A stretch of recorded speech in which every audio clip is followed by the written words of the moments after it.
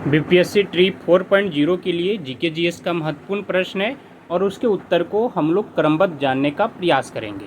पहला प्रश्न है कि निम्नलिखित में से किसने विधवा पुनर्विवाह के लिए संघर्ष किया और अंततः इसे कानूनी मान्यता दिलवाई।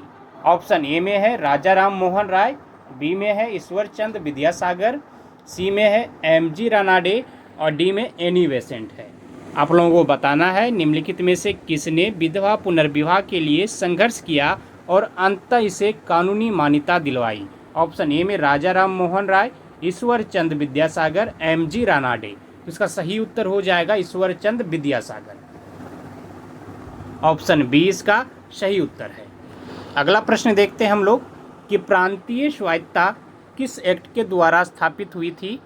ऑप्शन ए में है मार्ले मिंटो सुधार 1909 में, बी में मॉन्टेग्यू चेम्सफोर्ड सुधार 1919, 1935 का एक्ट, साइमन कमीशन रिपोर्ट।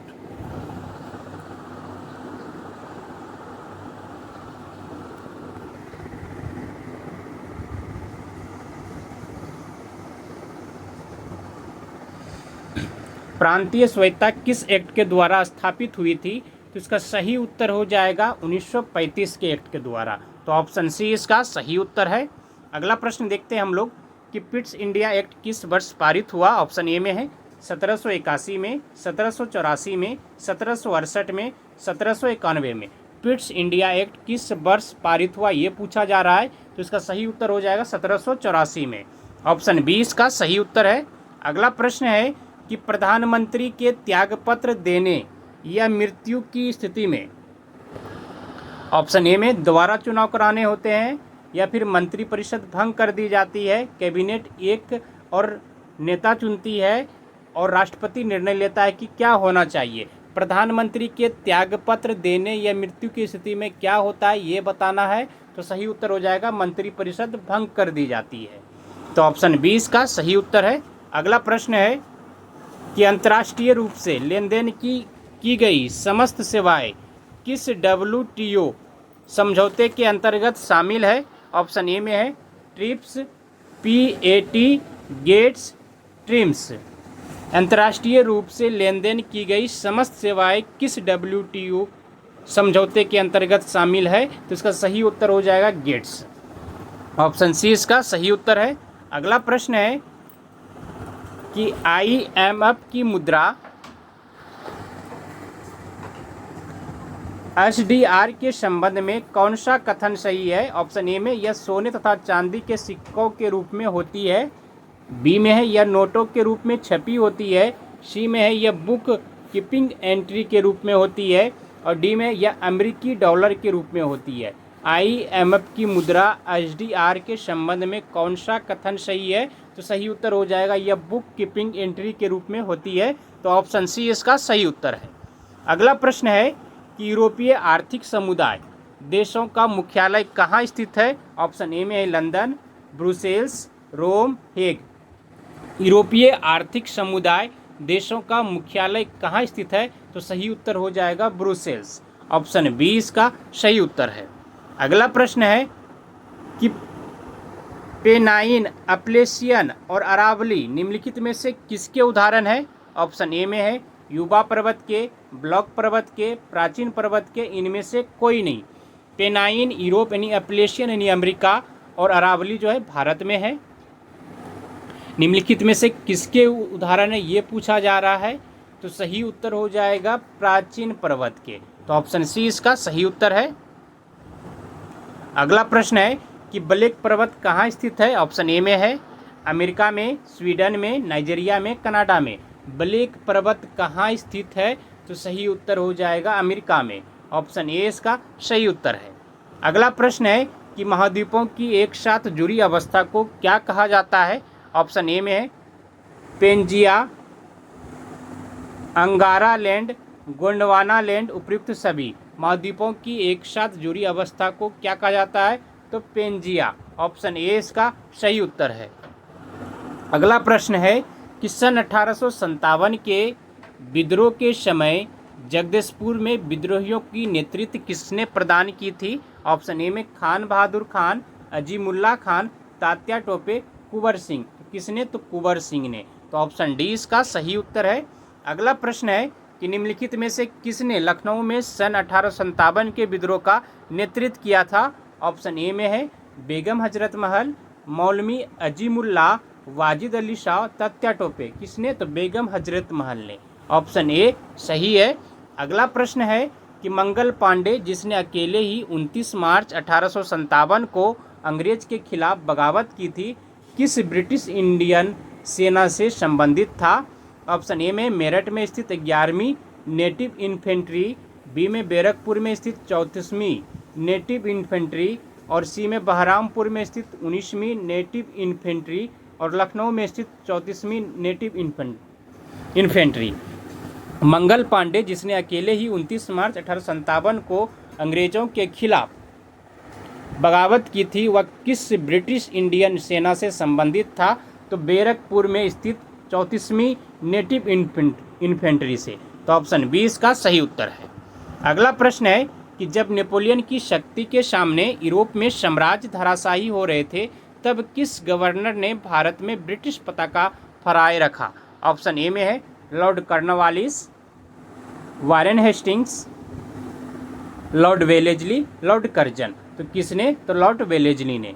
जब नेपोलियन की शक्ति के सामने यूरोप में साम्राज्य धराशायी हो रही थी, तब भी लॉर्ड वेलेजली ने, गवर्नर जनरल ने, भारत में ब्रिटिश पताका फहराए रखा था। तो ऑप्शन सी इसका सही है। अगला प्रश्न देख लेते हैं हम लोग कि सिंध पर मोहम्मद बिन कासिम ने सर्वप्रथम आक्रमण कब किया था? ऑप्शन ए में 511 ईस्वी में, 561 ईस्वी में, 611 ईस्वी में, 712 ईस्वी में। मोहम्मद बिन कासिम ने 712 ईस्वी में सिंध पर आक्रमण किया था सर्वप्रथम। तो ऑप्शन डी इसका सही उत्तर है। अगला प्रश्न है कि चंगेज खान शब्द का अर्थ क्या होता है? ऑप्शन ए में चक्रवर्ती राजा, गुरु, बहादुर, सिपाही। चंगेज खान शब्द का अर्थ होता है चक्रवर्ती राजा। तो ऑप्शन ए इसका सही उत्तर है। अगला प्रश्न है कि हड़प्पा सभ्यता के निम्नलिखित में से किस पुरास्थल को मृतकों का टीला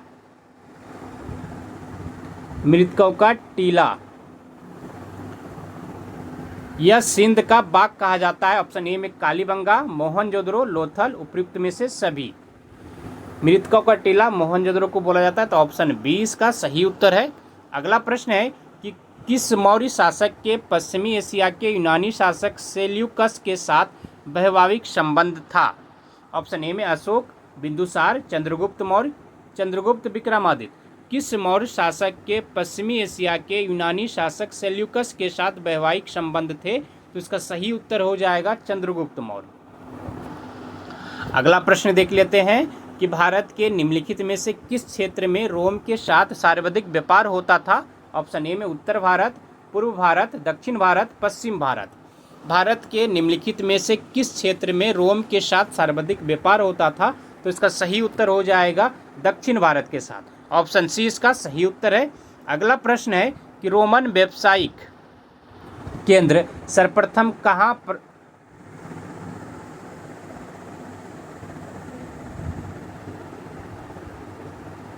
रोमन व्यावसायिक केंद्र सर्वप्रथम कहाँ खोला गया?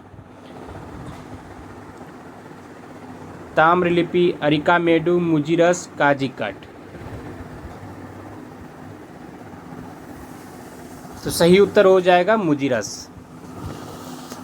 अगला प्रश्न है कि हिमाचल प्रदेश को पूर्ण राज्य का अधिकार किस वर्ष प्रदान किया गया था? ऑप्शन ए में वर्ष 1966 में, वर्ष 1971 में, वर्ष 1976 में, वर्ष 1986 में। हिमाचल प्रदेश को पूर्ण राज्य का अधिकार किस वर्ष में प्रदान किया गया था? तो सही उत्तर हो जाएगा ऑप्शन बी, वर्ष 1971 में।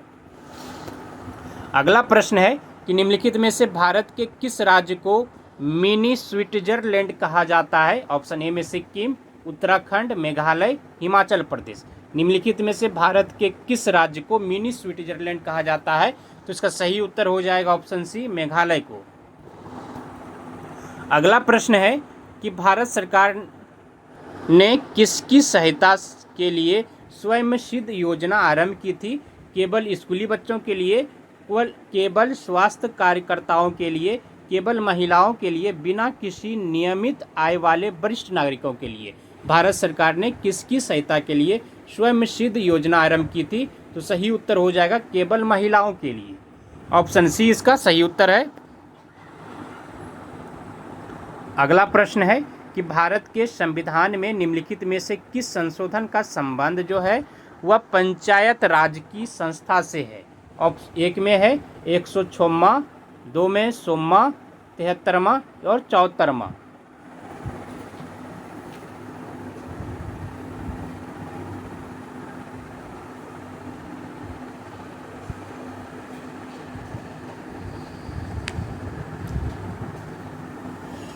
सोमा और 73वां ये दोनों का संबंध किससे है? पंचायत राज से है। तो ऑप्शन सी इसका सही उत्तर हो जाएगा। अगला प्रश्न देख लेते हैं हम लोग। DCM ट्रॉफी का संबंध किस खेल से है? तो इसका फुटबॉल से है। ऑप्शन बी इसका सही उत्तर है। अगला प्रश्न देखते हैं कि पहाड़ के ढलानों पर मुख्य रूप से क्या उगाया जाता है? ऑप्शन ए में धान, मूंगफली, चाय, आलू। पहाड़ के ढलानों पर मुख्य रूप से क्या उगाया जाता है? तो इसका सही उत्तर हो जाएगा चाय। ऑप्शन सी इसका सही उत्तर है। अगला प्रश्न है कि तवाकत ए नासिरी के लेखक कौन था? ऑप्शन ए में है नासरुद्दीन महमूद, मिनहाज उस सिराज, जियाउद्दीन बर्नी, अमीर खुसरो। तवाकत ए नासिरी का लेखक कौन था? तो मिनहाज उज सिराज था। तो ऑप्शन बी इसका सही उत्तर है। अगला प्रश्न है कि बहमनी साम्राज्य की स्थापना हुई थी कब? 1245 ईस्वी में, 1285 ईस्वी में, 1646 ईस्वी में, 1347 ईस्वी में। बहमनी साम्राज्य की स्थापना कब हुई थी? तो सही उत्तर हो जाएगा 1347 ईस्वी में। ऑप्शन डी इसका सही उत्तर है। अगला प्रश्न है कि मिर्जा गालिब किसके समय में थे? ऑप्शन ए में अकबर के, बहादुर शाह द्वितीय के, शाहजहां के, जहांगीर के। मिर्जा गालिब किसके समय में थे? तो सही उत्तर हो जाएगा बहादुर शाह द्वितीय के समय में। तो ऑप्शन बी इसका सही उत्तर है। अगला प्रश्न है सुगौली की संधि कब हुई थी? ऑप्शन ए में है अप्रैल 1816 में, मार्च 1816 में, मार्च 1716 में। इनमें से कोई नहीं। सुगौली की संधि कब हुई थी? तो इसका सही उत्तर हो जाएगा अप्रैल 1816 में। ऑप्शन ए इसका सही उत्तर है। अगला प्रश्न है कि वाचस्पति पुरस्कार किसके द्वारा दिए जाते हैं? मध्य प्रदेश सरकार द्वारा, उत्तर प्रदेश हिंदी अकादमी, बिरला फाउंडेशन, भारतीय विद्या भवन फाउंडेशन। वाचस्पति पुरस्कार किसके द्वारा दिए जाते हैं? तो सही उत्तर हो जाएगा बिरला फाउंडेशन के द्वारा। ऑप्शन सी इसका सही उत्तर है। अगला प्रश्न है कि पानीपत के तीसरे युद्ध के पश्चात पिंडारी कहाँ बस गए? ऑप्शन ए में पूना में, इंदौर में, मालवा में, बड़ौदा में। पानीपत के तीसरे युद्ध के पश्चात पिंडारी कहाँ बस गए? तो इसका सही उत्तर हो जाएगा मालवा में। ऑप्शन सी इसका सही उत्तर है। अगला प्रश्न है कि केंद्रीय विधान परिषद को 2 सदनों में निम्नलिखित में से किस अधिनियम द्वारा बांट दिया गया? ऑप्शन ए में है मॉन्टेग्यू चेम्सफोर्ड सुधार 1919, India Council Act 1892, Morley Minto सुधार 1909, इंडियन इंडिपेंडेंस एक्ट 1947। केंद्रीय विधान परिषद को 2 सदनों में किस अधिनियम के द्वारा बांटा गया? तो सही उत्तर हो जाएगा मॉन्टेग्यू चेम्सफोर्ड सुधार 1919 के द्वारा। तो ऑप्शन ए इसका सही उत्तर है। अगला प्रश्न है कि भारत में संविधान सभा का सृजन किया गया था। ऑप्शन ए में शिमला सम्मेलन 1945 द्वारा, कैबिनेट मिशन 1946 द्वारा, भारतीय स्वतंत्रता अधिनियम 1947 द्वारा, क्रिप्स प्रस्ताव 1942 द्वारा। भारत में संविधान सभा का सृजन किया गया था। तो इसका सही उत्तर हो जाएगा कैबिनेट मिशन 1946 द्वारा। तो ऑप्शन बी इसका सही उत्तर है। अगला प्रश्न है कि 2011 की जनगणना के अनुसार भारत की जनसंख्या विश्व की जनसंख्या का लगभग कितना प्रतिशत था? ऑप्शन ए में 14.7%, 17.5%, 15.7%, 16.7%। तो सही उत्तर हो जाएगा 17.7% था। विश्व की जनसंख्या का भारत की जनसंख्या का प्रतिशत बता। ऑप्शन बी सही है। अगला प्रश्न देख लेते हैं। 2011 की जनगणना के अनुसार मार्च 2011 को भारत की जनसंख्या कितनी थी? 121.06 करोड़, 100.02 करोड़, 111.02 करोड़, 131.02 करोड़। तो 121.06 करोड़ था। तो ऑप्शन ए इसका सही उत्तर है। अगला प्रश्न है कि भारत में केंद्रीय बैंक के सभी कार्यों को कौन सा बैंक संपादित करता है? ऑप्शन ए में central bank of India, state bank of India, reserve bank of India. उपर्युक्त में से ए और बी दोनों। भारत में केंद्रीय बैंक के सभी कार्यों को कौन सा बैंक संपादित करता है? तो रिजर्व बैंक ऑफ इंडिया। तो ऑप्शन सी इसका सही उत्तर है। अगला प्रश्न है कि मनी लॉन्ड्रिंग बिल का उद्देश्य है। ऑप्शन ए में घरेलू बचतों का बढ़ाना, अप्रत्यक्ष करों के प्रभाव को कम करना, अवैध रूप से प्राप्त किए गए धन की आवाजाही पर निगरानी रखना और विदेशों में बसे भारतीयों को भारत में निवेश हेतु प्रोत्साहित करना। मनी लॉन्ड्रिंग बिल का उद्देश्य क्या है ये पूछा जा रहा है। तो सही उत्तर हो जाएगा अवैध रूप से प्राप्त किए गए धन की आवाजाही पर निगरानी रखना। तो ऑप्शन सी इसका सही उत्तर है। अगला प्रश्न है कि निम्नलिखित में से कौन सा प्रत्यक्ष कर है? ऑप्शन ए में है बिक्री कर, सीमा शुल्क, उत्पाद शुल्क। इनमें से कोई नहीं। इनमें से कौन सा प्रत्यक्ष कर है? तो सही उत्तर हो जाएगा उत्पाद शुल्क। तो ऑप्शन सी इसका सही उत्तर है। अगला प्रश्न है निम्नलिखित में से कौन वर्तमान में भारतीय रिजर्व बैंक का गवर्नर है? ऑप्शन ए में है डी सुब्बाराव, सी रंगराजन, उर्जित पटेल, मोंटेग सिंह आहूलीवालिया।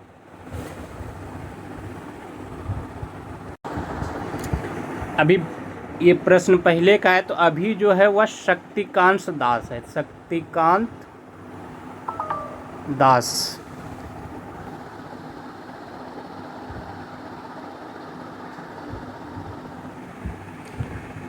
वर्तमान में भारतीय रिजर्व बैंक का गवर्नर कौन है? शक्तिकांत दास। तो इसे याद रख लीजिए। आज यहीं तक, मिलेंगे अगले दिन। आप सभी से रूबरू होंगे 40 जीके जीएस के महत्वपूर्ण प्रश्नों के साथ। आप सभी को धन्यवाद। जय हिंद।